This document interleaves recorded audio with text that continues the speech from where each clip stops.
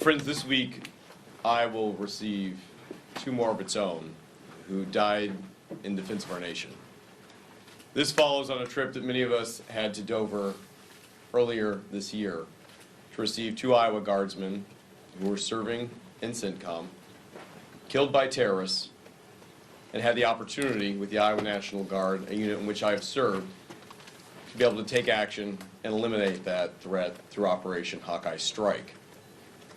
The brave actions of our men and women in uniform, whether it's in the Department of Defense or the Department of Homeland Security, is a direct reflection of the commitment that young people across our country are doing to protect all of us. As is noted, less than 1% will put on that uniform, but they will defend the 100% here on the home front. I want to share the names of Sergeant Deacon Cody. Cody was 20 years old. He followed a pathway that was very similar to my own. We both went to Drake University.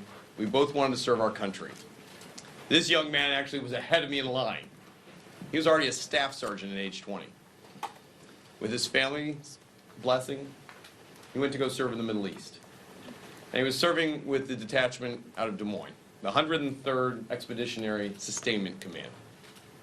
There he was joined by his major, Jeffrey R. O'Brien, from Waukee, also growing up in Indianola, Iowa. He was a senior NC officer who had dedicated decades of his life to answering the call and mentoring young troops. This week they will come home with a flag not flying over their home, but draped over their coffin.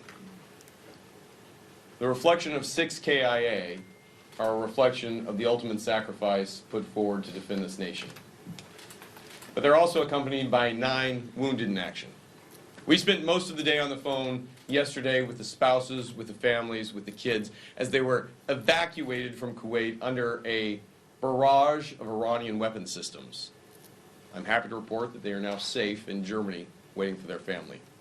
Their wounds are still under assessment, and I won't make any comment on their health or their final diagnosis until the families are with them.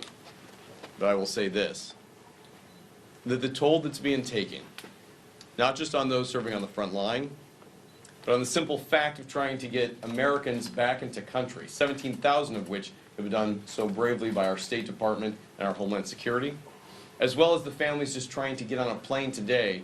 They'll pass by another group of individuals in uniform, our TSA agents. The same TSA agents who I awarded just 30 days ago a distinguished medal for their longest shutdown without pay. Frontline members of our security apparatus, protecting all of us, who now are facing no pay again.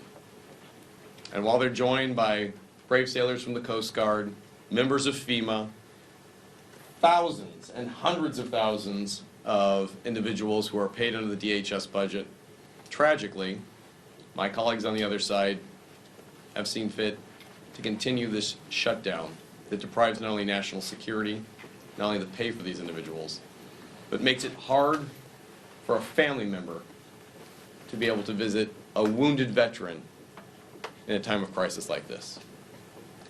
Americans know it doesn't need to be this way. I'm proud of our leadership for continuing to fight forward, to recognize that we should fully fund our government, something that's not been done in the appropriate way since 1993, but most importantly, that we defend the things that matter, our nation. So for that 1% of American wearing the uniform, whether overseas or at home, not only do we thank you, we have an obligation to you. I'm proud to say that this team is standing up to do the right thing in the same way that you have.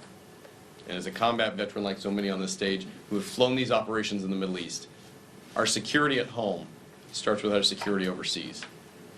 The most important security is the one that takes all of us into account, including our families, right here on the home front. Thank you very much, Lisa.